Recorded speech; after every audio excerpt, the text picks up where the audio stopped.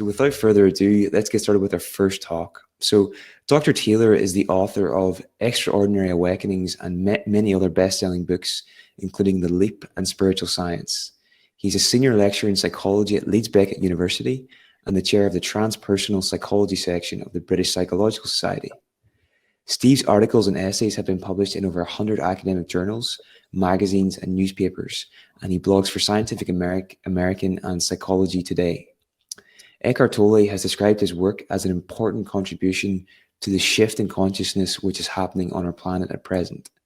Steve lives in Manchester, England, with his wife and three young children, and you can visit him online at www.stephenmtaylor.com. So this is actually Dr. Taylor's second talk with Weekend University. He first spoke at our Science and Spirituality event. I think that was in 2018. So I'm sure you'll agree it's a real delight to have him back with us here today. Obviously in different circumstances than in London, but it's still a delight nonetheless. So I'll just turn off my mic and cam now, and Dr. Taylor, whenever you're ready, we'll just get going. Thank you, Niall. Thank you, everybody, for tuning in this morning or this evening, depending on where you are in the world. And I noticed some people are in Australia, New Zealand, everywhere around the world. That's great that we have such a global audience. I guess that's one of the advantages of the online setting of this event, as opposed to the in-person event, which I did last time. In this morning's session, or in this first session, I'm going to begin by sharing some of my research. For about the last 15 years, I've been researching the topic of spiritual awakening. Maybe I'll explain a little bit what I mean by spiritual awakening. I don't mean spiritual awakening in a religious sense, although it may overlap with religion. To me, spiritual awakening is a phenomenon which occurs when people undergo an expansion of awareness. Their awareness becomes much more expansive and much more intense. The world around them becomes more real, more beautiful. Their connections with other people become much more intense, and they become more compassionate and more empathic towards other people and other living beings, and to the whole of the natural world, in fact. And their awareness becomes more intense in a subjective sense. They journey deeper into their own beings. They explore the depths of their own beings. And also in a conceptual sense, people develop a much wider awareness of reality, a much wider conceptual awareness. They develop a global perspective. So there's this intensification and expansion of awareness across different areas. That's what I mean by spiritual awakening. And that can be sometimes temporary.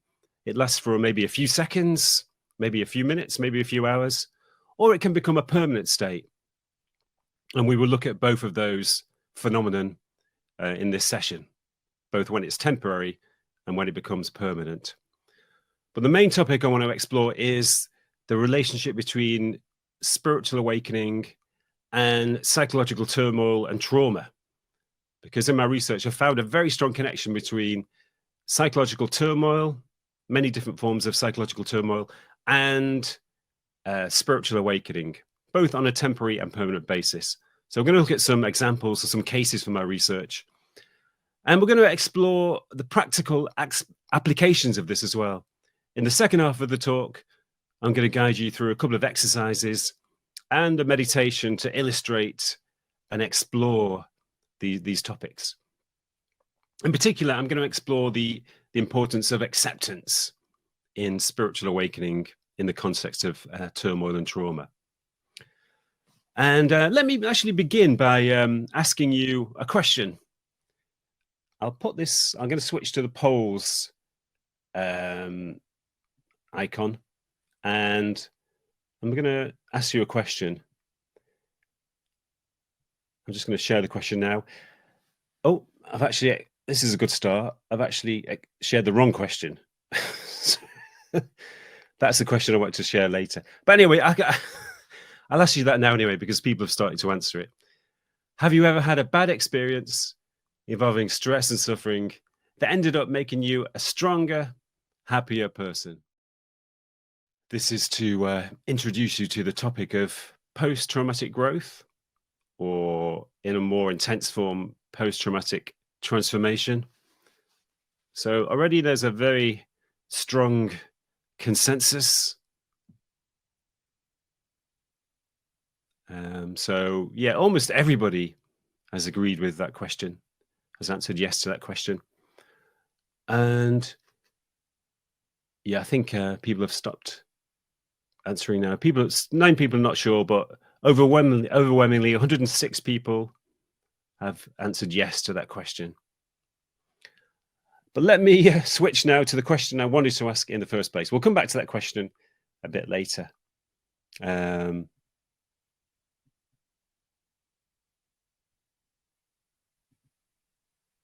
Actually, here we go. Here's the question I wanted to ask originally. So here's the second question. Have you ever had an awakening experience in which your awareness of reality has intensified and expanded? You could also refer to this as a spiritual experience. I use the term awakening because it's more neutral, but you could call it a spiritual experience in which your awareness of reality has intensified and expanded. It could be an experience in which your awareness has expanded in a perceptual sense. You become more aware of the intense beauty and isness of the world around you. Maybe you become intensely aware of your connection to other living beings or to nature. Maybe you become filled with an intense sense of love and compassion towards other people.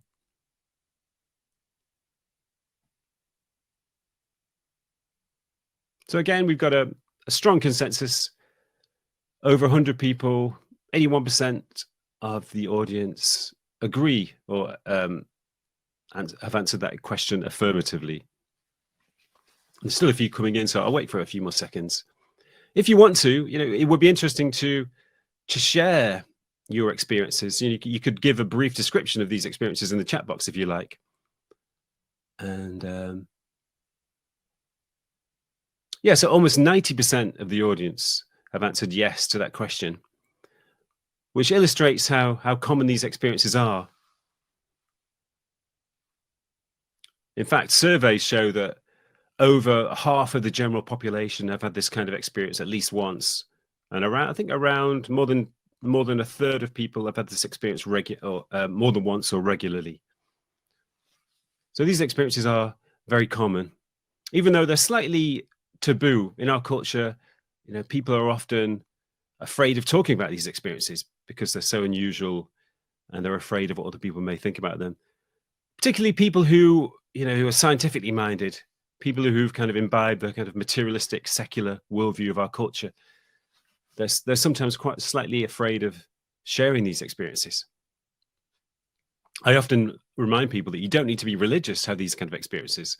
Religious people obviously have these kind of experiences, but you can also have them if you are not religious in a totally secular situation.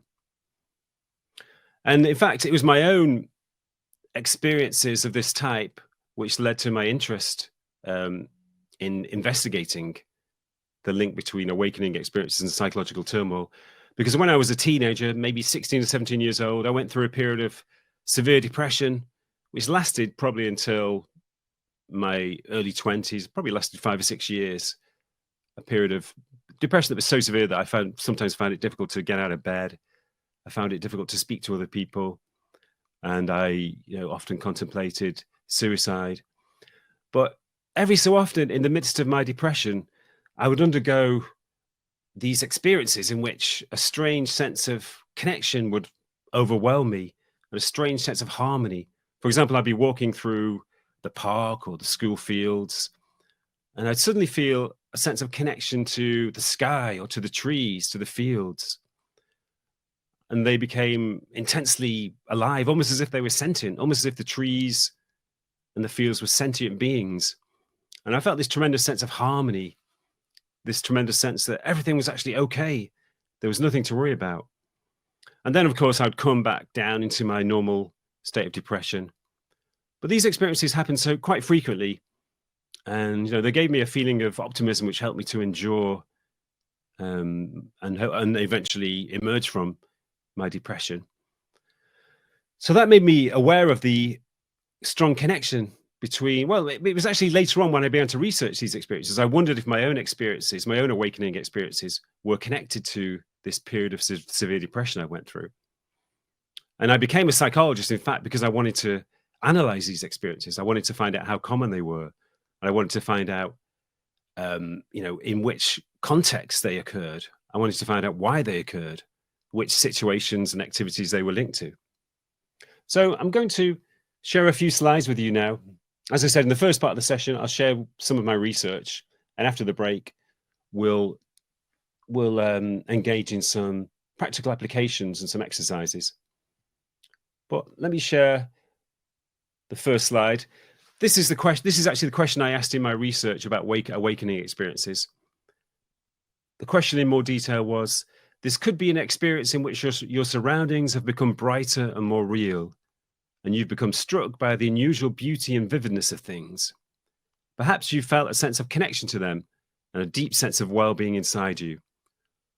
Or perhaps you have felt a sense of harmony and meaning pervade the world, a sense that all things are one and that you are part of this oneness. This experience may have left you with a sense that life is more meaningful. So those are the typical qualities or characteristics of awakening experiences. And when I became a psychologist, I undertook a couple of different studies, research studies about these experiences. And my main aim was to find out what were the situations in which these experiences occurred. Were they linked to contact with nature? Were they linked to psychedelic drugs? Or what other situations could they be linked to? And this is what I found in my research. This is a research study I did with a colleague in 2017. And we investigated 91 of these experiences. Excuse me. And we found out, to our surprise, that the most frequent trigger of these experiences was psychological turmoil or traumatic experiences. Stress, depression, loss, bereavement were typical examples. So over a third of the experiences were connected to psychological turmoil. That's quite a significant percentage. And the other significant triggers were contact with nature, 23 out of 91, spiritual practice, 21, spiritual literature, which means listening to a talk or a video or reading a book. That was 15 out of 91. Then a few other more minor triggers. Interestingly, psychedelics did not come up as a major trigger. That's probably because we were investigating cases from the general population where most people have not tried psychedelic drugs, but obviously amongst the people who have, they are a significant trigger of awakening experiences. So it was, even though I sensed that psychological turmoil was connected to these experiences, it was still quite surprising to find out that they were so prevalent, and in my research, I collected some really interesting cases and examples of these experiences triggered by psychological turmoil. Let me share you a couple now. This is an awakening experience induced by an intensely traumatic situation. And that situation is warfare. This experience was given me by a man who was, at that time, he was a soldier in Vietnam in the American Army. This was in 1969. And he was fighting on the battlefield. And suddenly, in the midst of all the stress and in the midst of the violence and conflict, he had this amazing experience. He said, with casualties mounting, I was in a state of high anxiety. And I figured there was no way I would live through this seemingly endless battle. At one point, after carrying yet another severely wounded Marine to a waiting chopper, something happened to me. It's actually indescribable, but I will make a feeble attempt to do so. I opened up, literally, from my perspective. I came out of myself. I expanded infinitely. I disappeared. It didn't last long, but it was the most powerful experience I've ever had. I think this experience was probably connected to being in a situation where when there was a danger of dying. I think it was connected to encountering mortality. And even though it was quite a brief experience, it had a lifelong impact. When the man returned to America, He wanted to explore the experience. He didn't know anything about spirituality or Buddhism or any kind of spiritual tradition, but he sensed that he could explain this experience in those terms. So he began to investigate meditation, psychedelics. He joined a Buddhist center because he was trying to understand this experience and also trying to recapture it. He told me that he'd never managed to recapture this kind of intensity of experience, but he'd had glimpses again. And here's another example. This is from a more kind of everyday setting. This was actually a young woman who was suffering from intense depression. She had actually attempted suicide and was in hospital. And one morning she woke up in a hospital bed, and for some reason there was a marble on her bedside table. She had no idea where it had come from, but she picked up the marble and examined it, and suddenly the marble became a symbol of oneness. And this is how she described the experience which ensued. She said, "I saw reality as simply this perfect oneness. I felt suddenly removed from everything that was personal. Everything seemed just right. All my problems and my suffering suddenly seemed meaningless, ridiculous, simply a misunderstanding of my true nature and everything around me. There was a feeling of acceptance and oneness. It was a moment of enlightenment. The euphoria and inexplicable rush of understanding, of knowledge and understanding, following this episode lasted for days." So these are quite intense awakening experiences. And when awakening experiences are this intense, they do have long-lasting after effects. This experience gave her a sense of optimism, a new sense of positivity. So it helped her to emerge from her depression. And it helped her to move into a more positive phase of her life. Awakening experiences can be more kind of mundane than this. They can just be a feeling of oneness with nature, a feeling of stillness in nature. But I guess because the trauma which was involved in these experiences was quite intense, then they tend to give rise to quite intense awakening experiences. A mild awakening experience can emerge from meditation. Sometimes after a good meditation, a person may feel that everything around them is more real, more vivid, more beautiful. They may feel a sense of connection to the world around them, a sense of the beauty of nature, and a sense that their everyday worries and anxieties have faded away. So that's one of the main characteristics of these experiences, that they have long-lasting after effects, even though they may be very, very brief, lasting just a few seconds or a few days. One of the interesting questions, of course, is why intense trauma has these powerful positive effects, why intense trauma can give rise to awakening experiences. That's something I'm going to come back to a bit later on. But maybe one important thing to remember is that when a person goes through intense trauma and suffering in these circumstances, it may break down their normal sense of identity. There may be such an intense shock. There may be such an intense psychological shock to them that their normal sense of identity, their egoic identity, if you like, may fade away briefly. And that identity may reemerge and reestablish itself. But if a person has glimpsed this awakened state, they know it's there, and they know that they can possibly return to it. So yeah, I'm just noting the comments here. Somebody says awakening, enlightenment. Yeah, it's basically the same thing. Enlightenment usually refers to a permanent, ongoing state of wakefulness. I use the term wakefulness when this state becomes permanent or ongoing. These are sort of brief glimpses of enlightenment, you could say. And there are obviously different degrees and different intensities of these states. So there can be quite a lot of variation inside them. But let me move on to a different aspect of this now.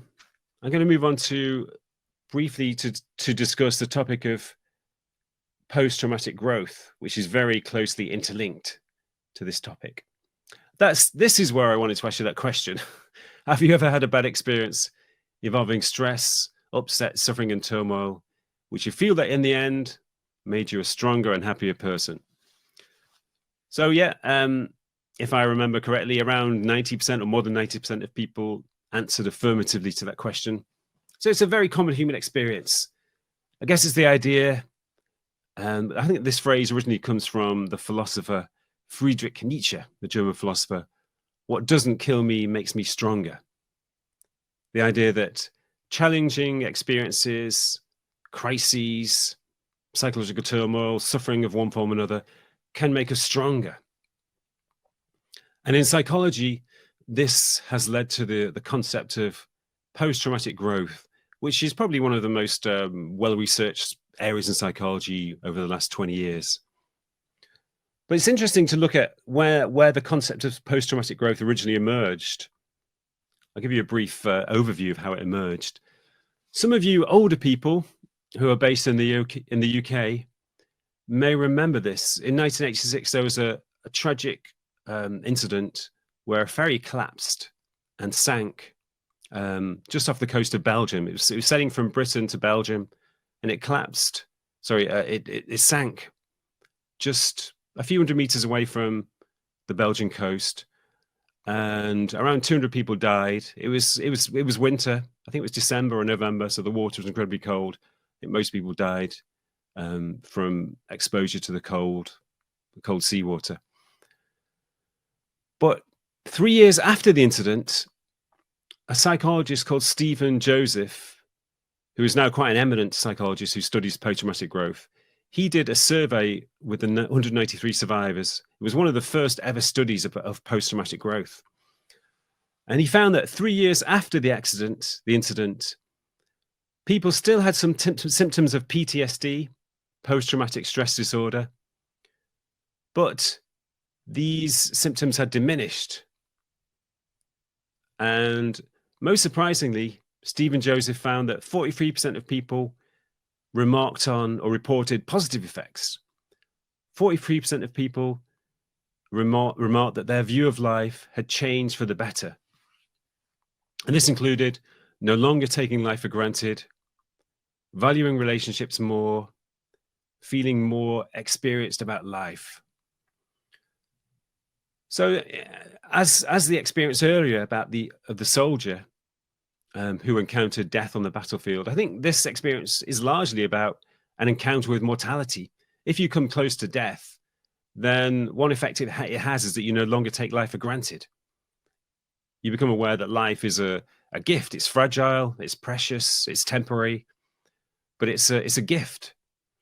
And also you value relationships more, probably because you sense that other people's lives are temporary as well. You know, every life becomes temporary and precious. And you feel an intensified connection to other people. Also, people reported feeling more experienced about life. When you go through a challenge like that, it gives you a sense of resilience, a sense of inner strength.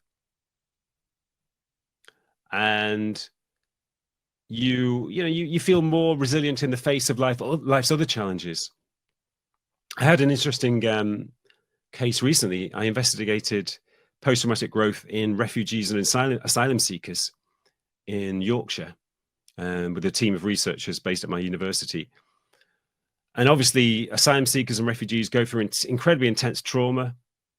It's the trauma that leads them to leave their homelands. And also when they become refugees and asylum seekers, that's traumatic as well. So they face two types of trauma.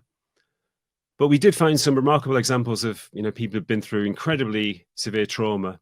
There was one woman who was involved in a terrorist attack in Nigeria, and members of her family had died in the terrorist attack. She'd come close to death herself. But she said that after that, she felt that nothing could hurt her anymore. She felt that she was so strong. She said she was like a lioness. She was so strong that she could face any challenge. Obviously, she still experienced grief and PTSD, but at the same time, she had this tremendous sense of inner strength because of what she'd been through. I'll share the research. Maybe not now. It'll take me a while to find it, but I'll share it after the session. or maybe Niall can send it you as an email.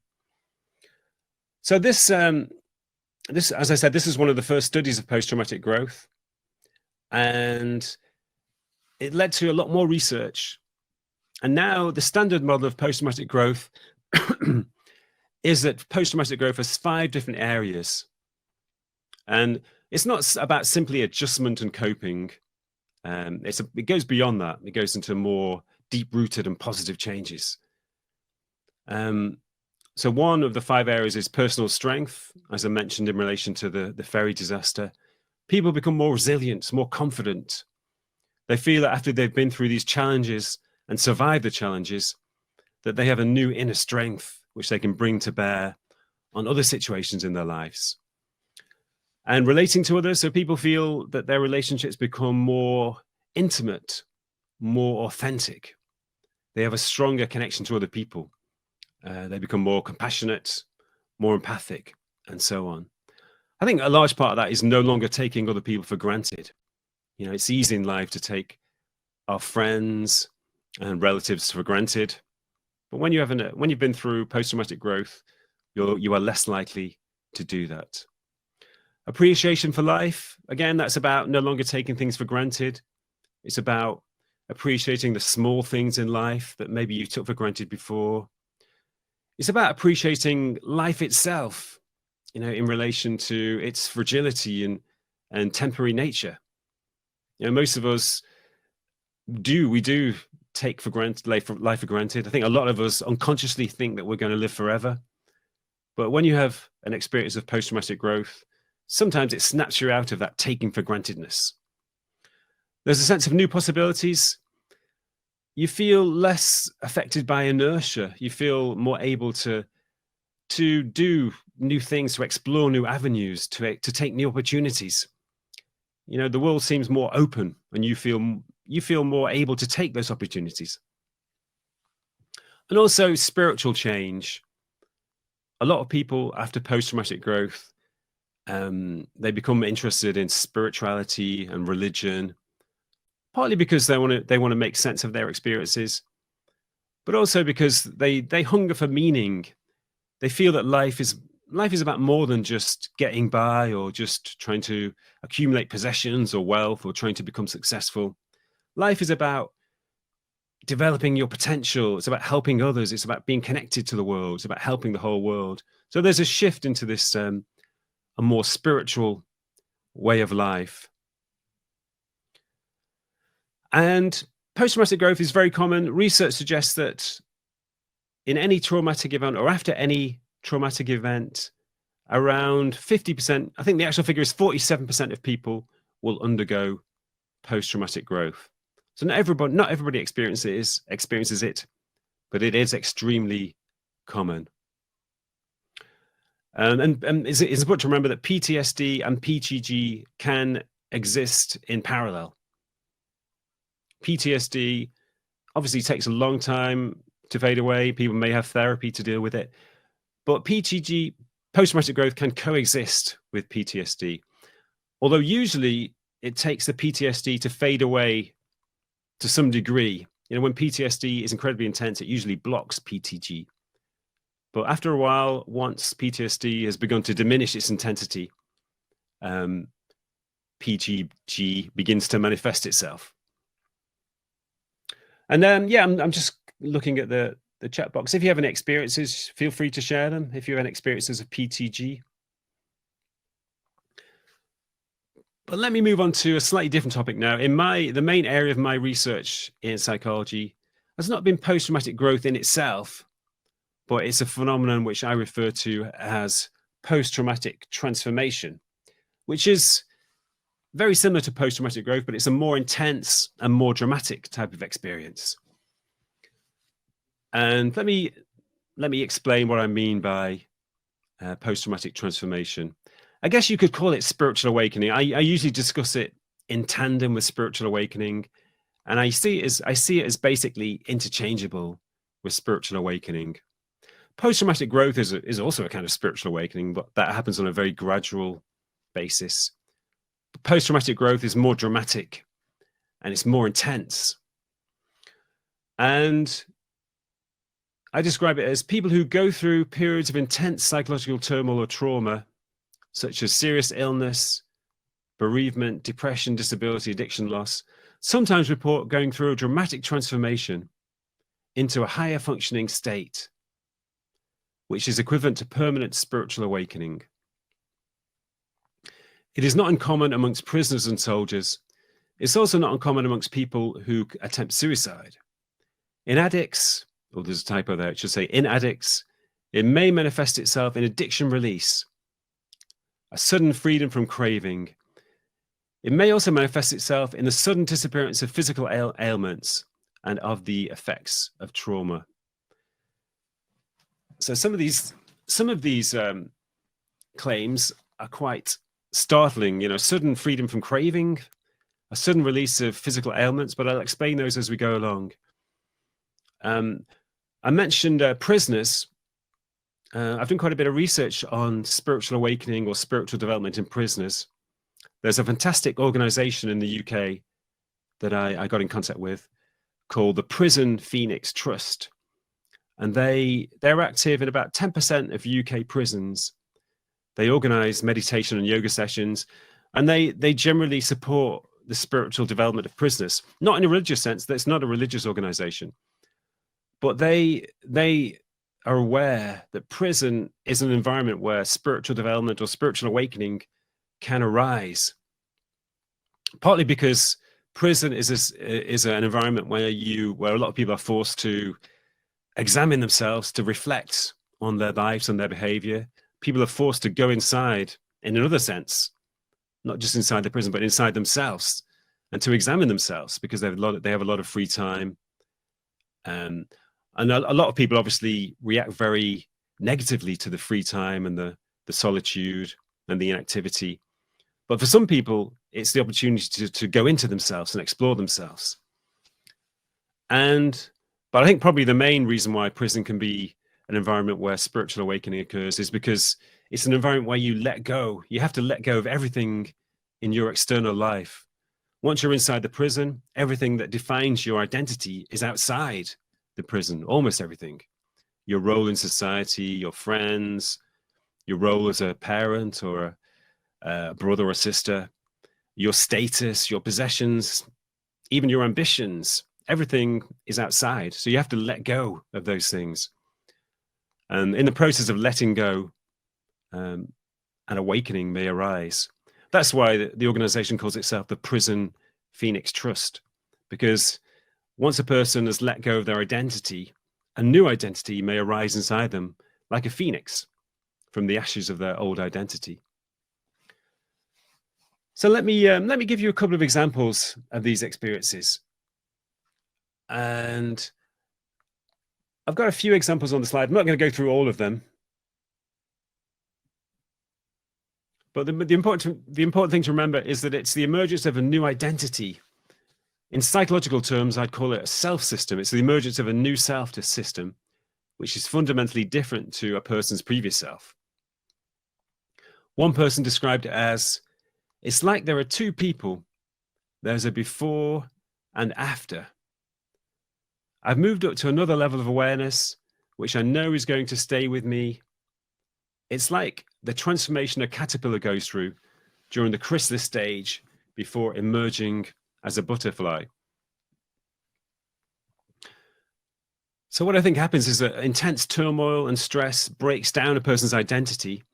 And in the process of breaking down their identity, in some people, a new identity emerges like a phoenix inside them. And that's why in some addicts, there is this strange phenomenon where they suddenly become free of their addictions. I'll explain an example of that in a moment. It's because the identity which carried the addiction has faded away. It's dissolved away. And their new identity is completely fresh. It's born as a new identity, which doesn't carry any addictions. And it also doesn't carry the trauma of their previous experiences. So it sounds miraculous, and in a way it is. It's a very strange experience, but I've investigated many cases where people suddenly become free of addictions, and also when they suddenly become free of psychological ailments that have plagued them for a long time. I think that's probably because a lot of psychological ailments, or some of them, sorry, a lot of physical ailments are psychosomatic. Some, at least, are psychosomatic. So psychosomatic ailments, which are caused by the interaction of the mind and the body, can sometimes fade away once a person undergoes an identity shift. So let me give you a couple of examples. This was a lady called Irene Murray, who I investigated in my research. She was diagnosed with cancer at the age, I think she was 43 when she was diagnosed with breast cancer. And she was told that her cancer was aggressive and that she may only have 6 months to a year left to live. And her awakening was quite remarkable because it happened almost as soon as she was diagnosed, almost as soon as she was told the news that she only had a few months or a year left to live. And this is how she described it. This is how she described her experience as she emerged from the consulting room. It was the first time I'd seen death as a reality and realized that life is just temporary. The following day, I woke up and thought, I'm just so lucky to be alive, the fact that I'm still here. The air was so clean and fresh, and everything I looked at seemed so vibrant and vivid. The trees were so green, and everything was so alive. I became aware of this energy radiating from the trees. I had a tremendous feeling of connectedness. And like a lot of people who have this experience, she expected it to fade away, but it remained, although at a slightly diminished intensity. She said, the feeling was really intense for the first few weeks, and it's remained ever since. It just blew me away. It really did. I used to just sit and think, this is amazing that things could just fall into place so quickly. And it became an ongoing state for Irene over the next few years. She gave up her previous job. She had been a marketing person for a pharmaceutical company. She gave up that job and became a therapist. She worked with other cancer patients in hospital. Because as you probably guessed by my description here, her cancer went into remission. But even though the cancer went into remission, she remained in this state of heightened intensity. She remained with this expansive awareness. And unfortunately, after 12 years, her cancer returned. She actually Irene died a few years ago. But even though her cancer returned, I spoke to her not long before she died, and she was incredibly grateful that she had this opportunity to spend 12 or 13 years in this heightened state of awareness. She was incredibly grateful that she had woken up in this way. She experienced it as a real awakening, a sense that she'd become more aware of the reality of life and more aware of her own predicament as a living being and her own connection to nature. So it wasn't a dissociation. Sometimes these experiences, this is true of post-traumatic growth. Some psychologists are skeptical and try to explain it in terms of depersonalization or disassociation. But I don't think that's the case, because these people actually become more intensely engaged with reality. They have a more powerful connection to other people, to the world in general, to life itself. So it's rather than a dissociation, it's actually an increased sense of connection with the world. I'll give you another example. I'll briefly mention this one. This is Jill Hicks, who was a survivor of the 7/7 bombings in London, which I think took place in 2006. And she was seriously disabled. She lost her legs. Her legs were amputated below the knee because she was very close to one of the bombs when it exploded on the tube near King's Cross. And she had a near-death experience where she felt that she left her body, she floated into darkness, and she felt that she had the option whether she could return to her body or whether she could float into this darkness, which seemed somehow welcoming and very peaceful. But she decided to return to her body because she was aware of the grief that her friends and family would suffer. But once she'd returned to her body and once she'd recovered in hospital after a few weeks, she felt that she was a different person, living a different life. She called it life 2. And she felt this new sense of purpose, a new sense of meaning, and most of all, a new sense of gratitude. Despite her disability, she felt really grateful for her body, for all the amazing things that her body does and did to keep her alive. And she felt intense gratitude for the very simple things in life, like eating and walking and looking at nature, the very basic, simple pleasures that a lot of us take for granted. Let me just give you one example. This is a story of spiritual awakening, which is connected to suicide and also to addiction. This is a woman called Eve from Edinburgh. She gave me permission to share these photos. The photo on the right is just when she was in the final stages of her alcoholism, and the photo is this is of her now. And she was a severe alcoholic for 29 years, and that brought her to, the depths of despair. She bottomed out, and she described it as being a wreck, an empty shell. She was homeless at the end, and she was so weak physically that she'd have to sit down after a few steps. So she said, I had nothing to live for, nothing to give, and I thought, I can't do this anymore. I don't have the strength. So, and she'd reached a point in alcoholism where if she didn't drink for half an hour or so, she'd start to get the shakes. She'd start to have hallucinations and feel paranoid and feel tremendously depressed. So she decided to commit suicide, to kill herself. But fortunately, she survived. She walked in front of a coach, but the coach driver swerved. A policeman picked her up, took her to her parents' house. And the first thing her parents said to her, they knew she was an alcoholic. They said, I suppose we'll have to give you a drink. You're an alcoholic. So her mother gave her a glass of wine. But for some strange reason, she couldn't drink the wine. She said, I picked up the glass, lifted it, and put it down. I kept picking it up and putting it down. It wasn't me that was putting it down. And then her mother put her in front of a mirror and said, look at yourself. You're an alcoholic. This is what you've done to yourself. But she said when she looked at herself, it was one of the most surreal experiences I've ever had. I had no idea who I was. I didn't connect with my reflection. I felt like a completely different person. And then she was given some medication to deal with the withdrawal symptoms of alcoholism. When she came to, after being unconscious for a while, she felt that she was a different person. She said, my whole psyche changed completely. I have no trauma in spite of all the terrible things I went through. It was as if I stepped from one world into the next. And one part of that was that her addiction suddenly and miraculously disappeared.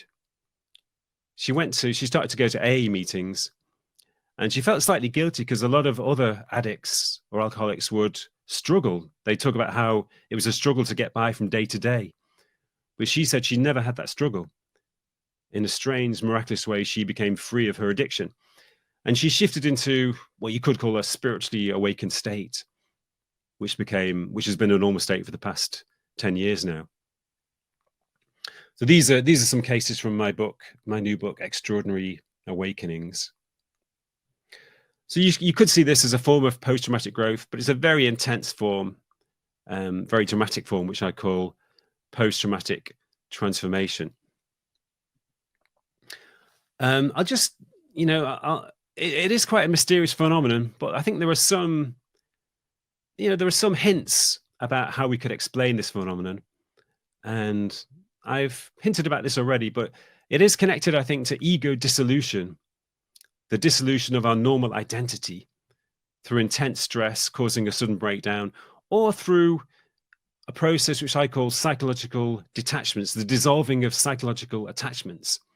I mentioned this briefly in relation to prison, that when prisoners are inside the prison, they are forced to let go of their attachments, which can be a very painful experience, but also can be a liberating experience. And this is what happens in these cases, I think. Often when people go through intense turmoil, it's because their psychological attachments are taken away.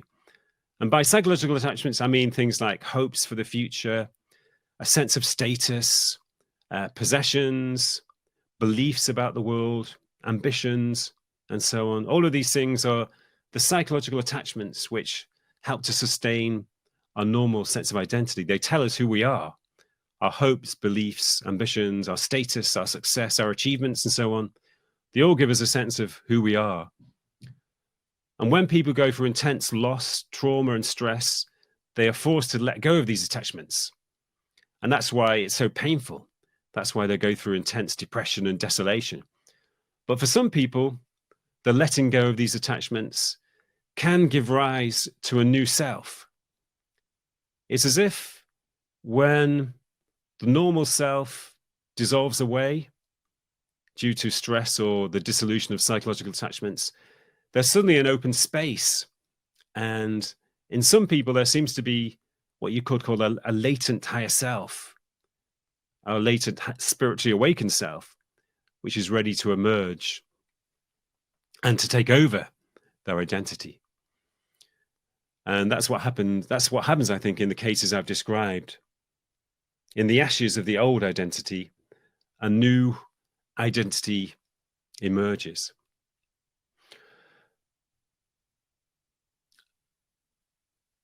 I think this is probably a good point to have a break. It's been just over 45 minutes, and we're going to have like a 5-minute break now. After the break, we're going to explore the reasons why only some people seem to undergo this transformation. And we're going to investigate how we can apply this transformation to our own experience, how we can use it. And I'm going to take you through a couple of exercises and a meditation to illustrate these points.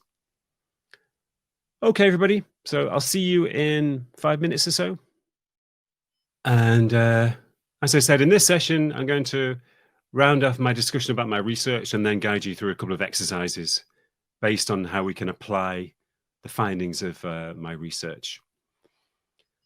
Oh, by the way, I just noticed somebody made the comment about whether spiritual awakening always involves trauma.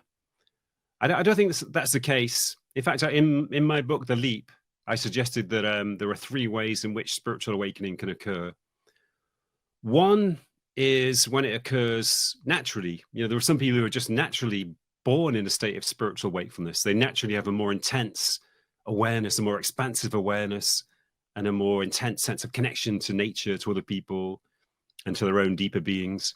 Those people often become artists, poets. Sometimes they become social activists because they feel such a strong sense of connection to the human race and such a strong desire to help the human race. Interestingly, not a lot of people know this, but sounds like Michael Caine. He used to say that. But you've heard of Florence Nightingale. If you're in the UK, you've definitely heard of Florence Nightingale, who was the founder of the modern nursing profession, and also responsible for a lot of other social developments, a lot of health and hygiene developments. She was an amazing woman, but she was a very spiritually awakened person. In fact, in her later life, she wrote books about mysticism, and her desire to help other people came from her wakefulness, I think, from her intense sense of compassion and empathy for human suffering. So that's a good example of how spiritual awakening can propel people into social activism. Applies to a lot of people like Gandhi as well, maybe Martin Luther King. A lot of intensely engaged social activists are spiritually awakened people, often just naturally awakened. You know, they don't need to meditate or to go through intense trauma. It's just their normal state, which they always return to. The second way in which spiritual awakening can occur is when it's gradual. And all over the world, there are probably hundreds of millions of people who are following some kind of spiritual path, whether it's a formal path like Buddhism or Taoism or the Kabbalah or Sufism and so on. There are lots of people who are following some kind of informal spiritual path, even an accidental spiritual path. People who are living lives of service and altruism, which also has a kind of spiritually developing effect. So it can happen gradually. You know, if you engage in any kind of spiritual practice like meditation, altruism, service, these are all spiritual practices, it's bound to have some kind of cumulative effect. And the third way in which spiritual awakening can occur is when it does involve trauma. So this is the third kind of awakening we're talking about here. That can be gradual too, but often it happens in a very sudden, dramatic way in the midst of intense trauma, such as bereavement, a diagnosis of cancer, prison, warfare, and so on. We've already seen some examples. So, one of the pertinent questions here is, why doesn't everyone experience transformation through turmoil or post-traumatic transformation? Well, I mean, it's a very interesting question, because every human being goes through intense trauma at some point in their lives. It was the Buddha who said that life is suffering, or life involves suffering. And, you know, the Buddha was right. Every human being goes through intense suffering at some point in their lives, whether it's due to bereavement. There's a really famous, the famous story about the woman who went to the Buddha asking for help to bring her baby back to life. They were told that the Buddha was a kind of magician who had magical powers, and maybe he could bring a baby back to life. And the Buddha said to her, "Okay, just bring me oh, I've forgotten it now." Something to do with mustard seed. Oh, he said, "Bring me a grain of mustard seed from every house where nobody has experienced a bereavement." So the woman went around the village. She said, "Have you experienced a bereavement? If not, could you give me some mustard seeds?" And obviously she couldn't find a house where nobody had suffered bereavement. And she began to realize how common bereavement is, how it's just a natural fact of life. And it was a lesson about, how every human being goes through suffering of some form. And it helped her to deal with her bereavement. Yeah, I mean, I'm not saying that every great artist or social activist is spiritually awakened. Definitely not. Some artists are narcissists or even psychopaths. Like politicians, a lot of politicians, I think, have narcissistic or even psychopathic traits. But some politicians are good people. So it's a wide spectrum of people, a wide spectrum of psychological traits. So, bearing in mind that everyone goes through suffering, why doesn't everybody experience post-traumatic transformation? A lot of people experience post-traumatic growth, but even there, slightly less than half of the population do not experience post-traumatic growth. And why doesn't everybody experience this transformation we've already heard about? So I think there are some important factors which determine whether some people experience the transformation and others do not. I think partly it's due to openness to experience. Some people are more sort of tightly controlled within their own egos. They are more shut off from the world, more isolated within their own identities. Interestingly, research suggests that in my research anyway, that women are more likely to undergo post-traumatic transformation than men. Maybe women are just more likely to report it, but it does seem to be the case that women are more likely to undergo it. And maybe that's because women have a slightly, in general, obviously we're talking about general traits, they have more of a trait of openness to experience. Maybe it's connected to labial ego boundaries. And there was one person I know who he underwent his own spiritual awakening in the aftermath of his alcoholism, a breakdown due to alcoholism. And he began to work at a cancer hospital in Manchester, Christie's Hospital, as a therapist and a counselor. And he told me that when he saw cancer patients, he could always sense who was going to undergo post-traumatic growth or post-traumatic transformation. And he said it was usually the people who had a strong sense of control, often people who'd been in very high positions in their careers, in their professions, because he said these people were not willing to let go and their ego boundaries were stronger. So that seems to be one factor. But also, there seems to be a question of readiness. Some people seem to be ready for this transformation. I mentioned that it's almost as if there is a latent higher self in some people waiting to emerge. And maybe in some people, they're just not ready. Their latent higher self just has not formed. Maybe it's structurally not ready to emerge. But in some people, it's almost as if this higher self, this hidden higher self, was there all the time. It was just waiting for the opportunity to arise and to become their normal self. So maybe it's a question of readiness. But also, I have found in my research that acknowledgement and acceptance are very important. Many of the shifters, as I call them, people who shift into this higher state, they could identify a point where they accepted their situation. It was often the point where transformation took place. I'll just give you one example. The man I just mentioned who became a cancer therapist, he had a breakdown due to alcoholism, and he underwent his transformation as a part of the AA process, where you let go, where you hand over your problem.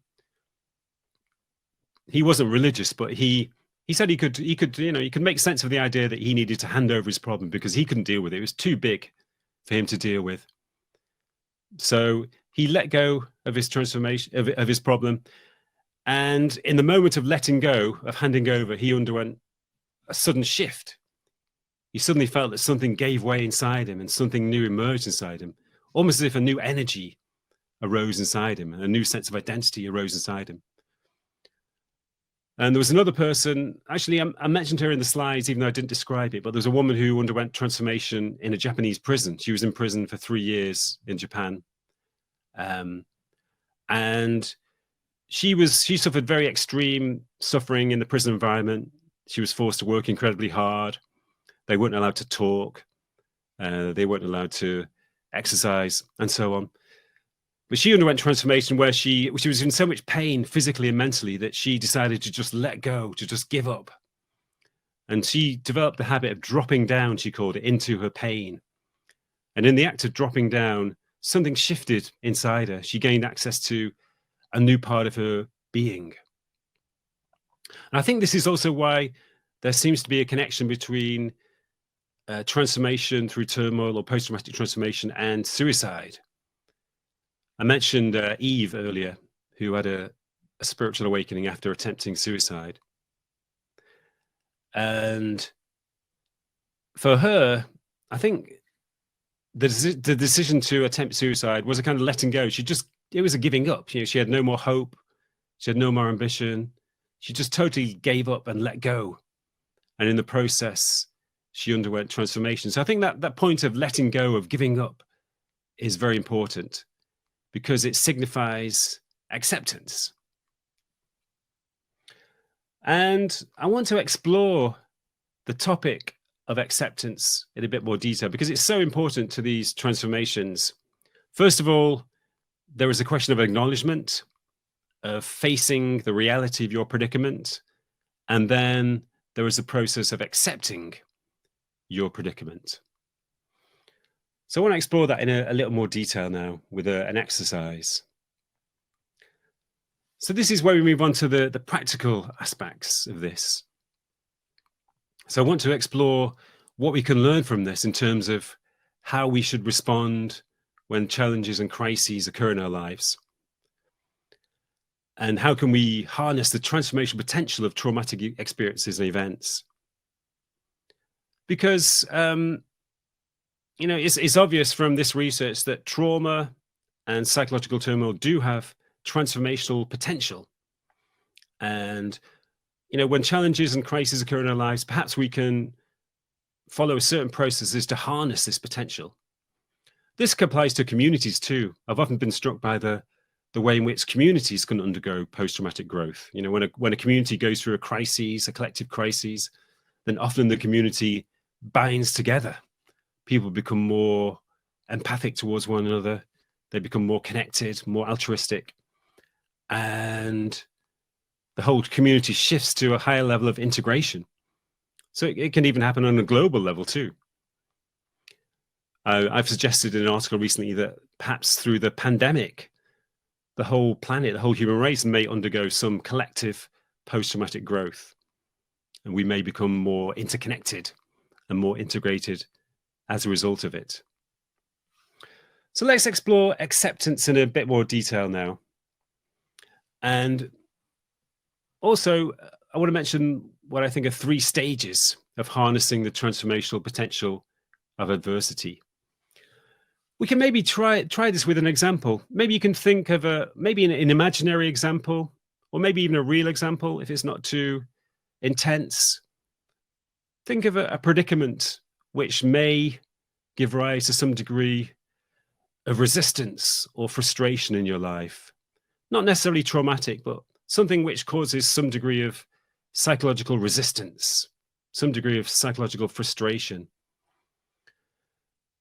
You can imagine this when people are diagnosed with an illness, they often want to divert themselves from thinking about it. My wife faces this all the time. My wife's a medic, and she works in a very deprived part of Manchester. And she often deals with people with very severe health conditions. But she says one of her biggest problems is people don't want to face up to the reality of their situations because it's painful. It's painful to face up to the reality of these predicaments. So that's our first instinct. I call it the avoidance instinct. It's the instinct to push away the predicament. But actually, it's more beneficial for us to face the reality of the predicament. So maybe just try that now if you've thought of an example, either imaginary or real, of a situation. Just rather than forcing it away, just bring it into your consciousness. Bring it into your mind right now. And contemplate the predicament. And as you contemplate the predicament, you'll become aware of some degree of negativity within you, negative feelings associated with it, negative thoughts. It's also important to acknowledge those. Don't push them away. Acknowledge those negative feelings, even if it causes some degree of discomfort.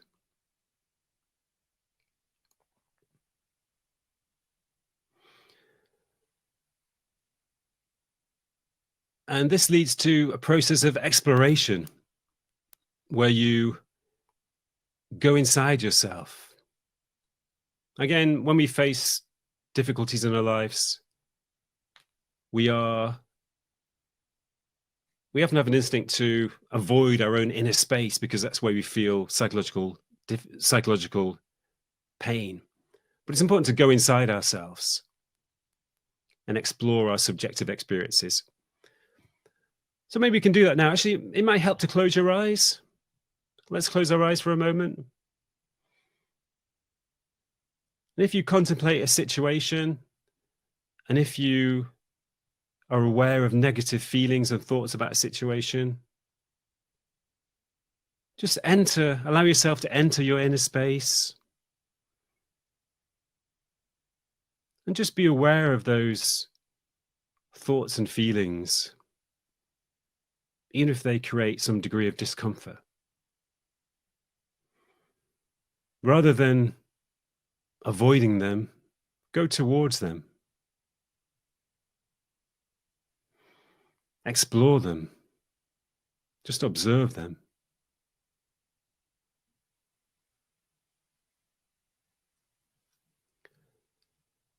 And you might find that as you observe the thoughts and feelings, you're aware of a distance between you and them, a space between you and them. Almost as if you're sitting by a riverbank, just watching a river flow by, watching your thoughts and feelings flow by.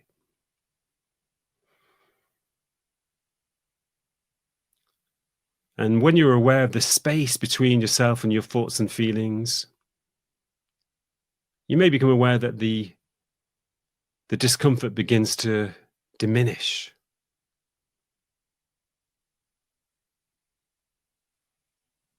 It seems to somehow neutralize or de-intensify the psychological discomfort.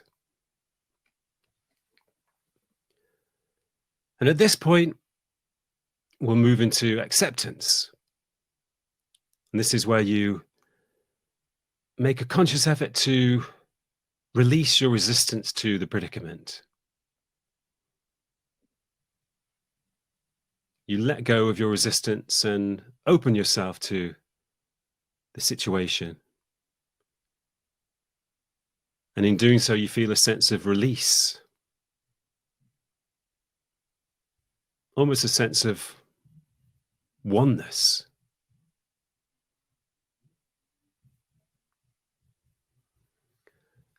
And I'd just like to explore that in a bit more detail. So keep your eyes closed if you've closed them already. I'm just going to explore the topic of acceptance in a bit more detail now.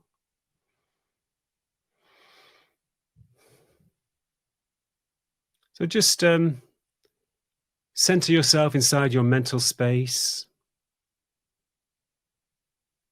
Allow the image or the thoughts of the predicament to fade away. Just allow your mind to become quiet for a few moments.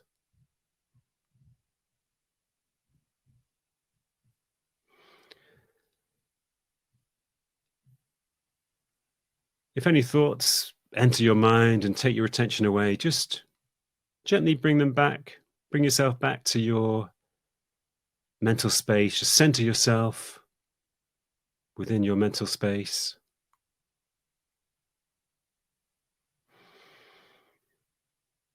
It might help to be aware of your breathing as well. Just feel the air entering and leaving your nose.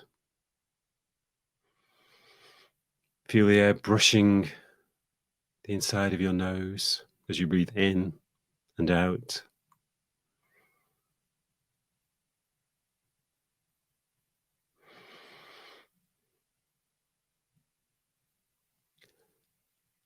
I'm going to take you through an exercise to illustrate what I call the alchemy of acceptance. And this phrase refers to the power of acceptance to transform situations and predicaments. The power of acceptance to neutralize negative situations and to take away psychological turmoil. When we resist predicaments, it creates a duality between us and the reality of our lives. It creates a sense of discord as well, because you're setting up a conflict between yourself and situations in your life.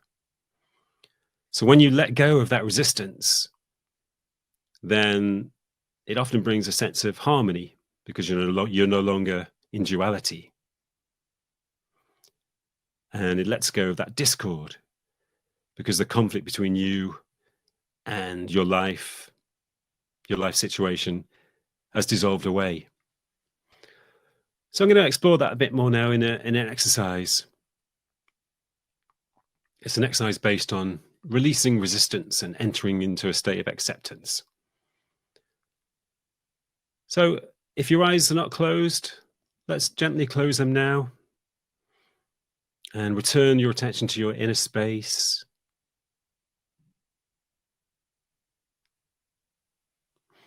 And I'd like you to create an image in your mind.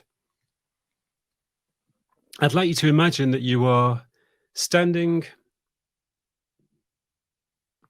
at the side or on the side of a mountain,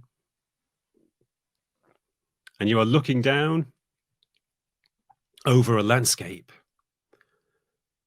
And the landscape is the landscape of your life. I want you to imagine that every aspect of your life is spread out over this landscape. That includes your past, your future, your present situation. It includes the daily tasks of your life, the tasks of your job, all of the chores you do, the responsibilities and duties of your life. It includes your life situation in terms of the environment you live in, your career, your roles, every aspect of your life situation. It also includes the fundamental realities of life itself, such as the aging process, such as death as well. Every aspect of your life is spread out on a landscape in front of you. Just imagine that the landscape that you're looking at from the mountain is your whole life.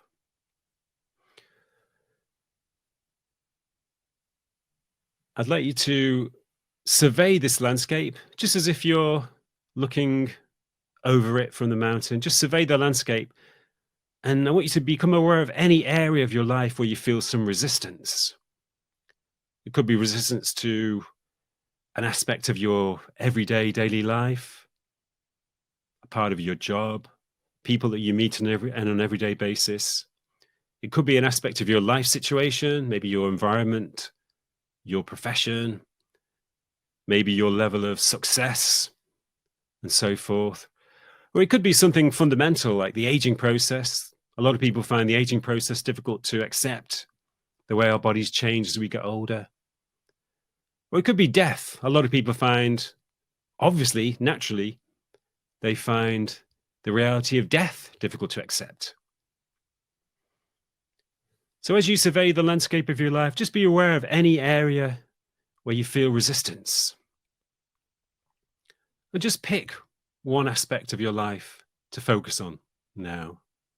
We're just going to work with one aspect of your life where you feel resistance. And you'll probably be aware of it because as you contemplate this aspect of your life, you'll be aware of some degree of tension inside you. You'll be aware of the resistance that you feel, some degree of frustration, resentment towards this aspect of your life. So let's focus on that one aspect of your life now that you feel resistance towards.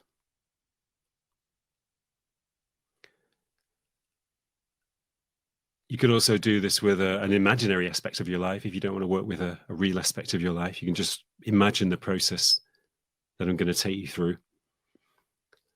So I'd like you to contemplate this situation of your life. And as you survey it as a part of the landscape, I want you to imagine that there is a cord that connects you to this aspect of your life, a kind of rope that connects you to it, that binds you to it. And you can feel the tension because you're connected to this part of your life. You can feel the tension because you're binded to it. And you can feel the conflict it causes in your life, the duality it creates. And now, as you contemplate this aspect of your life and as you feel the resistance, we're going to go through a process of letting go of the resistance. And we can do this in parallel with our breathing. So the next time, at some point in the next few breaths, I want you to take a very deep in-breath. And as you breathe out, I want you to imagine that the cord that connects you to this aspect of your life is dissolving away, melting away into thin air. And as it melts away, I want you to make a mental intention to let go of your resistance to this aspect of your life. And as you let go of your resistance, you feel a sense of release and openness. So let's do that now. Let's take a long in-breath, deep in-breath. And as we breathe out, we allow the cord to melt away. We feel a sense of release, and we make the mental intention to let go of our resistance. We can do that a couple more times with further breaths just to make sure, just to complete the process. Just breathe in, and as you breathe out, let go of our resistance. Feeling that cord melt away, feeling a sense of release as we let go of our resistance. Maybe you can feel a sense of relief because when we hang on to resistance, it does create a lot of tension inside us. So it always feels like a relief when we let go of that tension. We let go of the burden of our resistance. And maybe one final time, just breathe in and breathe. Take a long, deep out breath, slow out breath, letting go of resistance and embracing the reality of the situation. And as you do this, you can actually open yourself to every aspect of your life, every aspect of your life situation. You can open yourself to the whole landscape of your life, accepting it all as it is right now. So just as you survey the landscape of your life, just let go of all resistance to any aspect of your life.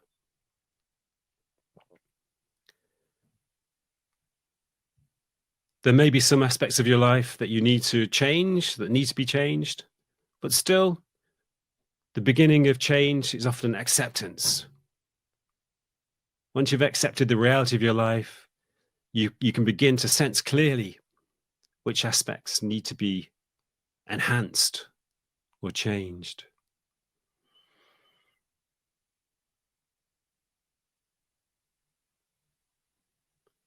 So finally, just for a few more seconds, just be aware of the entirety of your life as it is right now, and survey your whole life with an attitude of acceptance. And in this attitude of acceptance, you can feel a sense of harmony, a sense of oneness, because you are no longer resisting what is, but accepting it and becoming one with the reality of your life.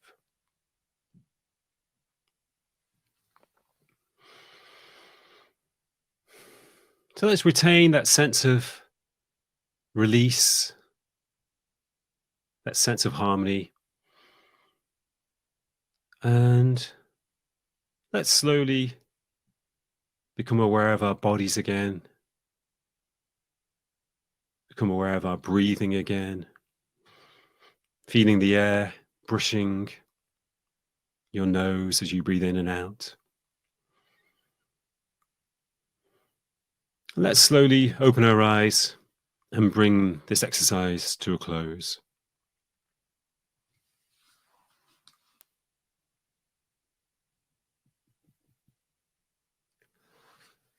Hopefully that gave you a glimpse of the power of acceptance, and hopefully it gave you a sense of the harmony that can arise in a state of acceptance. I think it's very true that when we resist the reality of our lives, it does create a sense of division and conflict and discord.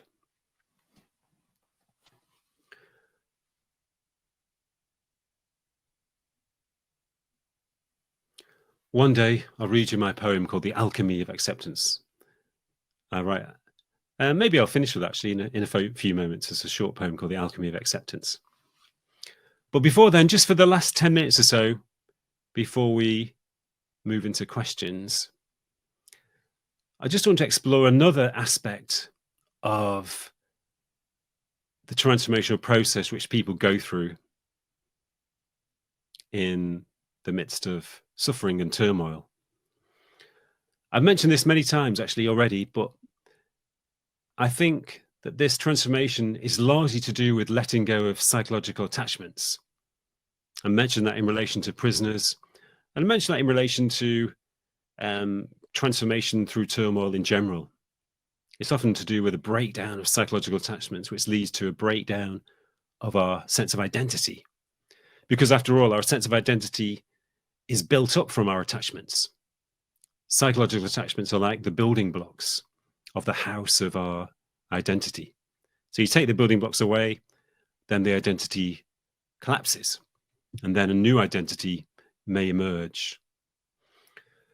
So I want to illustrate that process and how we can apply that to our own lives. So I want to guide you through a brief meditation based on the principle of letting go of psychological attachments. And as I say, it's a way of illustrating the transformation which people go through in the midst of intense trauma and turmoil. So again, let's close our eyes for a moment. Let's return to our inner space. Hopefully you can still sense that feeling of acceptance and harmony from the previous exercise. And I'd like to begin this new exercise with another visualization. I'd like you to imagine that you're walking down a long, straight road into the future. You can see the road stretching far ahead of you, as far as you can see into the distance. And you can also see it stretching behind you, far into the past. Just be aware of yourself walking along this road, step by step, into the future, away from the past. Aware of your life as a journey from the past to the future. All of the events of your life are ahead of you, and all of the past events of your life are behind you.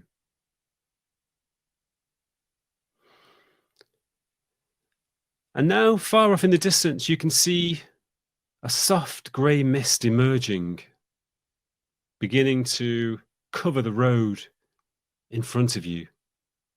A soft, foaming grey mist beginning to cover all of your future, all of the events of your future. Heading towards you, covering more and more of the road, until it reaches you. It feels soft and warm, somehow welcoming. It enters inside your being, inside your body, and you can feel it foaming softly through your inner being, your inner body, from your head down through your body into your legs and your feet. It stretches behind you too. You can sense it flowing behind you, covering the road behind you, covering the whole of your past, until the whole of the road in front of and behind you is covered with this soft, foaming grey mist.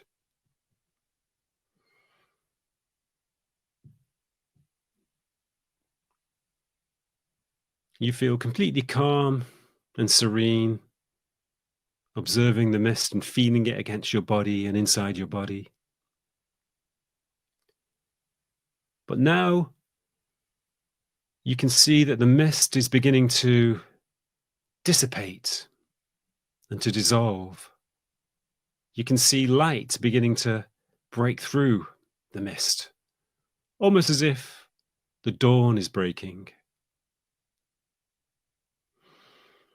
And as the mist clears, a landscape begins to emerge around you, a natural landscape of woods, fields, trees, the sky above you, flowers, bushes, a panoramic natural landscape around you in every direction, with the sky and the clouds and the sun above you. And as you observe this landscape, you become aware that there is no road into the future or past. The future and the past are abstractions created by thoughts and memories. In reality, there is only the panorama of the present. So as you observe the panorama of the present, I want you to make a mental intention to let go of any attachment to the future or the past. Make a mental intention to release yourself from any future ambitions or plans or attachment to any events from the past. And as you release yourself from those attachments, you feel a sense of liberation and wholeness.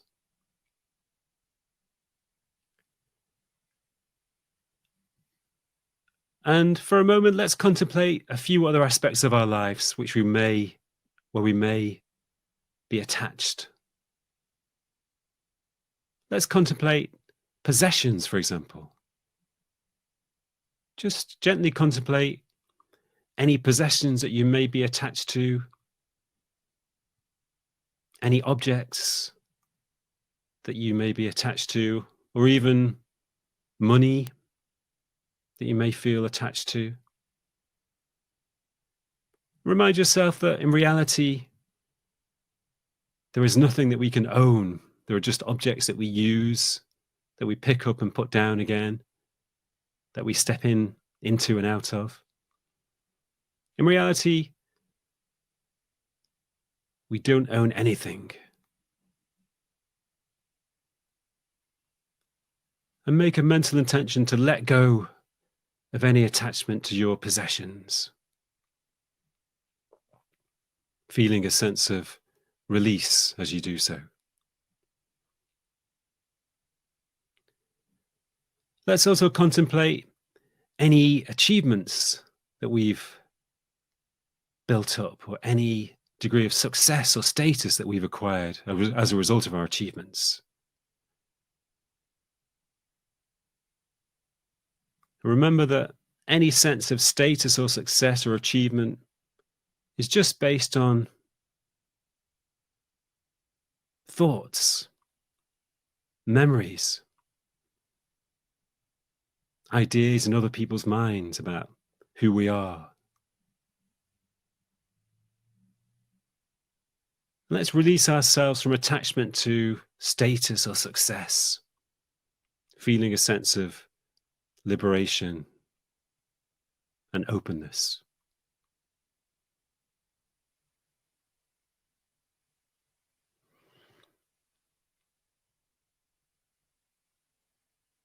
Let's also consider any attachment we may have to beliefs about the world, any political beliefs, religious beliefs, beliefs about the nature of reality or about life itself or about human beings. Let's remind ourselves that beliefs are just thoughts that have become fixed in our minds. Let's gently release ourselves from our attachment to beliefs, feeling a sense of release and openness.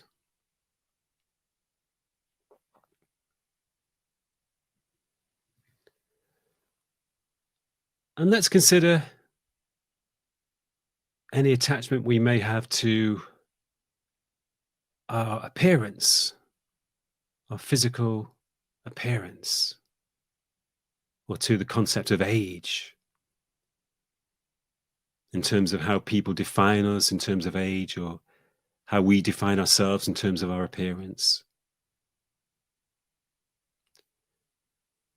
Let's remind ourselves that our inner being, our non-physical inner being, has no appearance, no physical form, and no age. It's ageless and timeless and formless. So let's release ourselves from our attachment to our appearance, our age.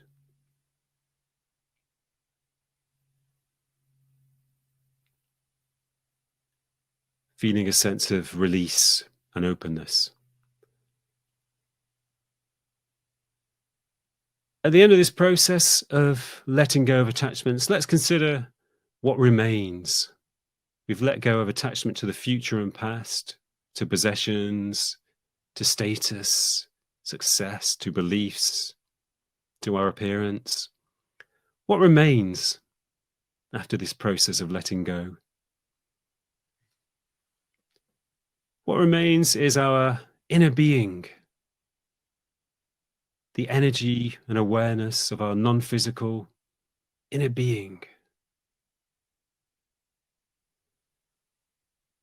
And maybe at the end of this process of detachment, you can feel a sense of inner wholeness, a sense of inner well-being, which is natural, which is a natural quality of our inner being. Let's just sense that inner well-being and that quality of wholeness for a moment now.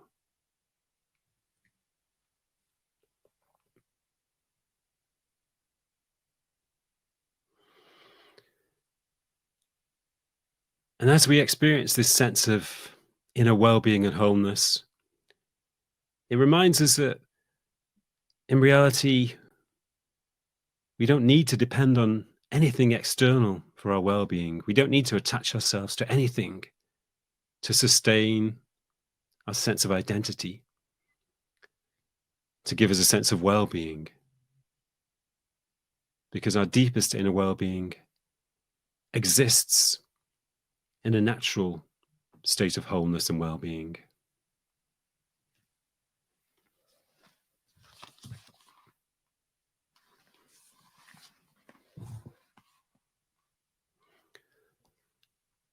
So let's retain that sense of wholeness and well-being, and let's, for a few moments, return our attention to our bodies. Feel your body against the floor or against your chair. Be aware of your breathing again. And let's bring this meditation to a close by slowly opening our eyes again.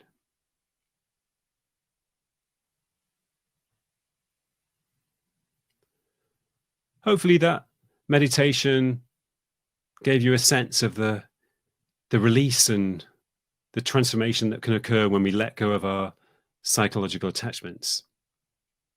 As I said, as well as being a meditation in itself, it was a way of illustrating the transformation that people go through in intense trauma and turmoil in order to undergo spiritual awakening. And let me finish on the topic of acceptance then, before we move into a few questions. This is the poem I mentioned called The Alchemy of Acceptance, which describes the incredible transformational power of an attitude of acceptance. The Alchemy of Acceptance. Emptiness can be a vacuum, cold and hostile, dark with danger. Or emptiness can be radiant space, glowing with soft stillness. And the only difference between them is acceptance.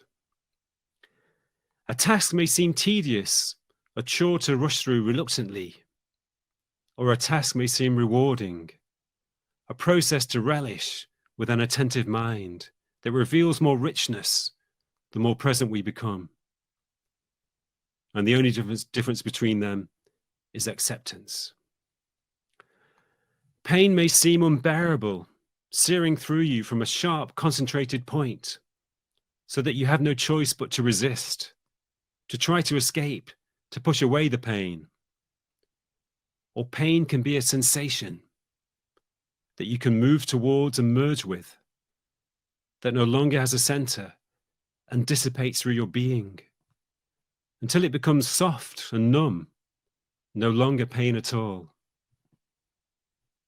And the only difference between them is acceptance. Trauma can break you down to nothing, destroy the identity you spent your whole life building up, like an earthquake that leaves you in ruins.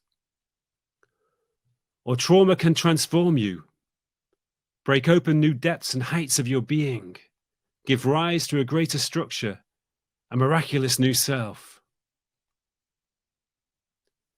And the only difference between them is acceptance.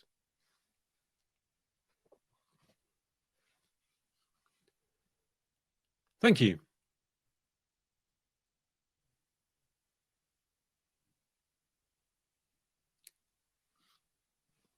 So now we have maybe 50 minutes left for questions. So I think some of you... thanks so much for a really brilliant presentation there. I think people, just reading some of the messages there, people are getting loads from that, especially the practical exercises you brought everybody through. So thank you. Just a few questions here. So the first one is from Philip. Philip says, the message here seems to be that transformative awakening is really the result of a preceding trauma. Is this necessary? No. I think I mentioned this briefly earlier, that there are different ways in which spiritual awakening can occur. I think probably the most common way in which it occurs is through gradual spiritual practice or gradual life development. You don't have to engage consciously in spiritual practices often life events, life experiences create spiritual development in you. In fact, some of the most intensely spiritually awakened people I know have undergone awakening not through spiritual practice, but through accidental and spontaneous life events and experiences.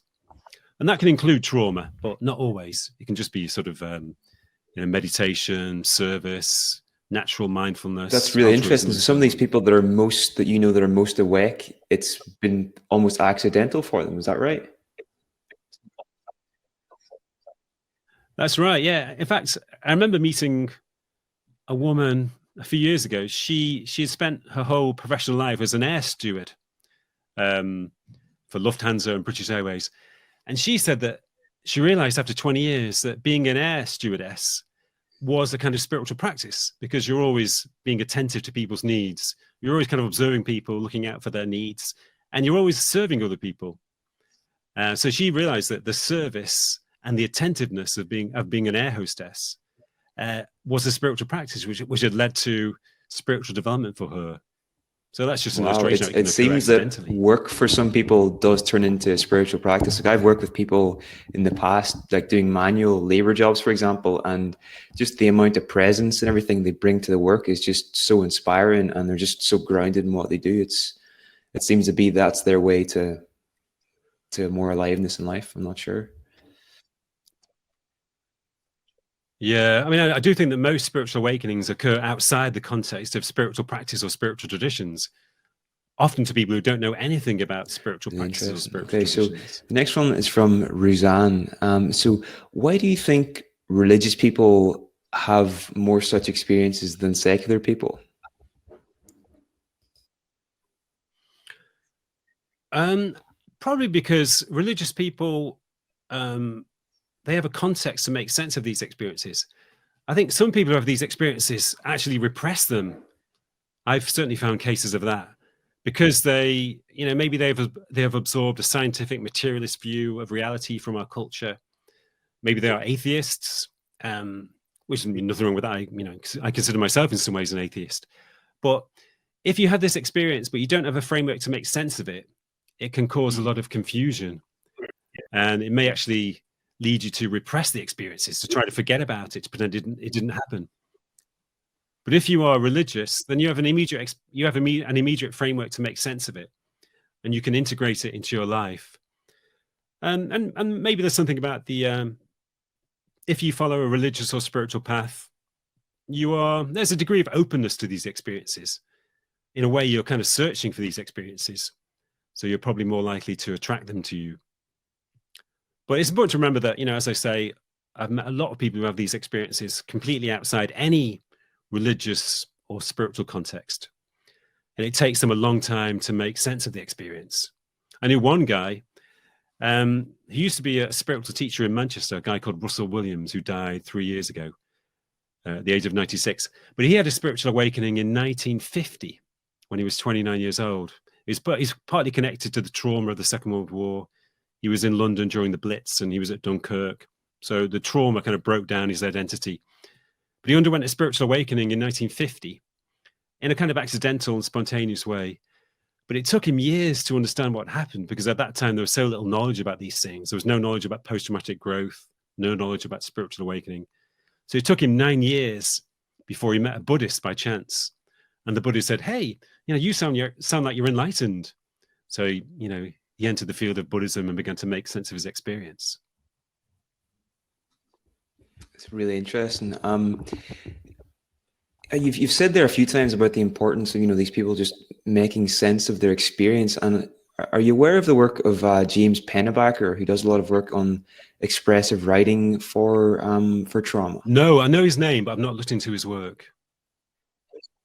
His whole thesis seems to be that the reason why expressive writing might have such a beneficial effect when it comes to processing trauma is that it helps people to make sense of what happened to them. And whenever we have a coherent story about something that happened in the past, it enables us to sort of move on with our lives, and we can sort of put that behind us. But until we've actually made sense and got that story straight in our head, it's always sort of with us and it's always plaguing us. What do you think about that? Yeah, I can understand that. I think that's a great way of processing and integrating the experiences. It's so important. I think there are a lot of people who have these experiences. As I say, they don't understand them. They can't integrate them into their lives, and therefore they repress them. I noticed somebody made a comment about near-death experiences, and they are obviously a very powerful source of spiritual transformation.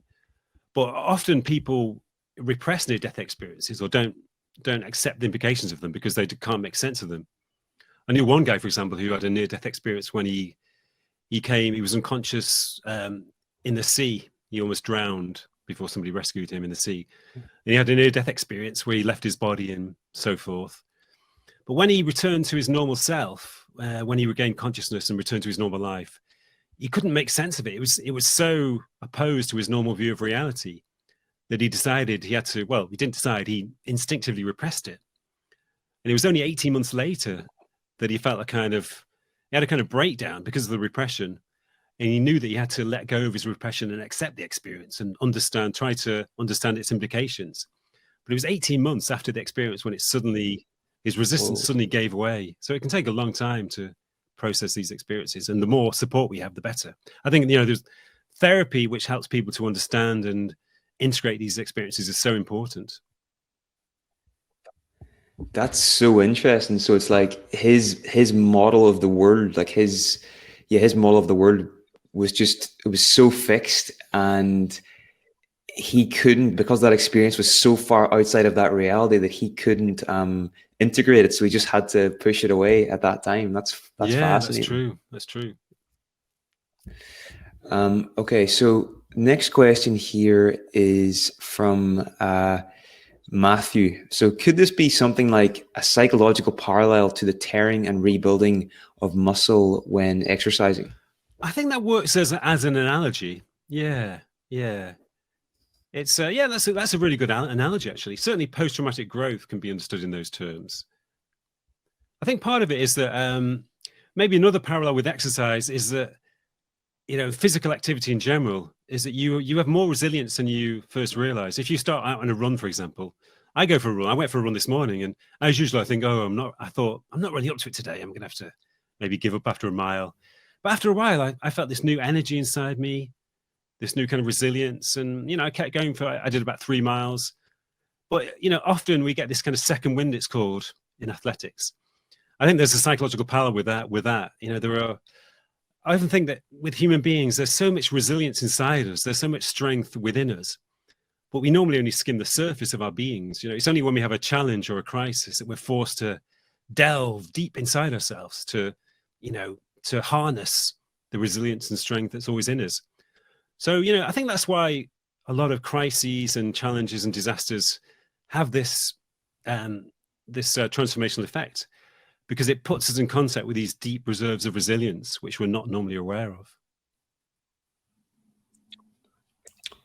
It just makes you think about almost the importance of seeking out, I don't want to say trauma, but seeking out difficult, like challenging experiences that are going to bring out more of that potential, and not trying to avoid them.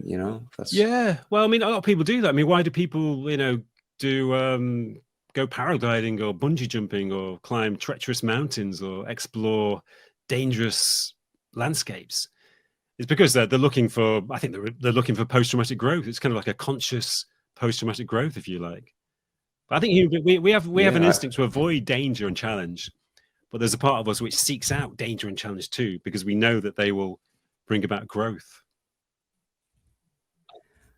I'm aware, we did an interview a couple of years ago, and during that interview we talked about whenever you were younger, you became quite sort of stoic, and you sort of put yourself through a really difficult time. You were like sleeping on the floor and things, and you were just sort of really putting yourself through these experiences. Do you want to quickly tell us about that? Yeah, I mean, that was I had an ascetic period of my life, and I wasn't aware of the tradition of asceticism at the time.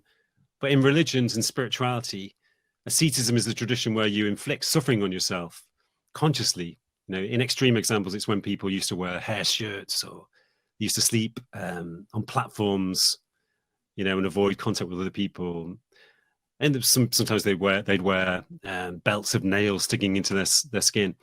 It seems neurotic and even perverse. But I think the root of the tradition of asceticism is that it's the awareness that suffering can bring about spiritual growth. And I went through a period like that in myself. It was also the period when I was severely depressed. That was probably a factor too. I think there was a degree of self-hatred involved too, and even self-harm. But I think there was also this impulse to inflict suffering on myself because I wanted to gain access to resources inside me. I wanted to deepen myself. So that was why I would, I'd sleep on a hard floor. I'd open all the windows in winter and sleep naked and so forth. There was a desire to inflict suffering on myself to harness spiritual potential, I think. It's really interesting. Okay, so next question. Yosh is asking if you'd be able to share any more about the research around refugees and asylum seekers in trauma, if there's anything there more you'd like to share. Yeah, it was a paper. I could send people the link maybe after the session, but the paper was called Transformation Through Loss and Grief. And it was an IPA study. IPA is a research method, interpretive phenomenological analysis. It was a research study of about 20 refugees and asylum seekers based in West Yorkshire. And it was a study of, how they cope with their traumatic situations and whether they had experienced post-traumatic growth. I think a lot of them had been through so much trauma and were still experiencing a lot of trauma that it was difficult for them to gain access to any degree of post-traumatic growth. But there were a few cases of quite remarkable post-traumatic growth. I think I mentioned one earlier about a woman who'd been through incredibly traumatic experiences. That's the one. Yeah, somebody's just posted it. Thanks, Josh. Somebody's just posted it in the chat box. I think that should give you the access to the whole paper if you click on that link. But as I say, there were some remarkable cases of post-traumatic transformation, including a woman who'd been through incredibly severe trauma, but as a result felt that she was just indestructible. She described herself as a lioness because she felt so strong. Wow. We've got one here from Terence. It's sort of like a statement / question, but he's sort of saying, to what extent do you think the higher self is always there, but it's just really about how connected we are to it? Would you agree with that based on your own experiences? Yeah, I think that's true. I think certainly in the cases of transformation through turmoil that I've investigated, it's as if there is a higher self in everybody, and it just needs the normal ego self to break down in order to gain access to the higher self. But I think when we're living our everyday lives, when we're not facing trauma or crisis, I think it's true to say that higher self is always there inside us, but it's often covered over by the surface of our beings. It's often covered over by the chattering of our minds, by worries about the future, by contemplating the past. And it's often covered over by attachments, the kind of attachments I was talking about earlier, like attachment to possessions, attachments to success or status, attachment to the future or the past. But I think in any situation, when we let go of our attachments and when we allow our minds to become quiet and our minds to become empty, then we can gain contact with that higher self within us. 100%. So yeah, Steve, thank you so much for a great talk today and for sharing some of your knowledge and wisdom with us. I really appreciate it. Before you go, is there any sort of final requests you have of people? Where can people get the book? Your website is stephenmtaylor.com. That's right. Mm-hmm. So any parting thoughts? I know that there were a lot of questions I couldn't answer, so I've just posted my email address there. If you want to write me an email, I'll be happy to respond to questions. You can also write to me through my website, stephenmtaylor.com. And I have a few other workshops and events coming up. You can look at those on my website. And otherwise, it's been really great interacting with everybody. I've really enjoyed the comments and questions, and I hope everybody enjoyed the session and the exercises and meditations. That's great, Steve. Well, thank you very much. Everybody else, we're back at 1 o'clock for our next talk with Linda Curran on EMDR. So we'll see you all then, and thanks for tuning in. Thanks, everybody.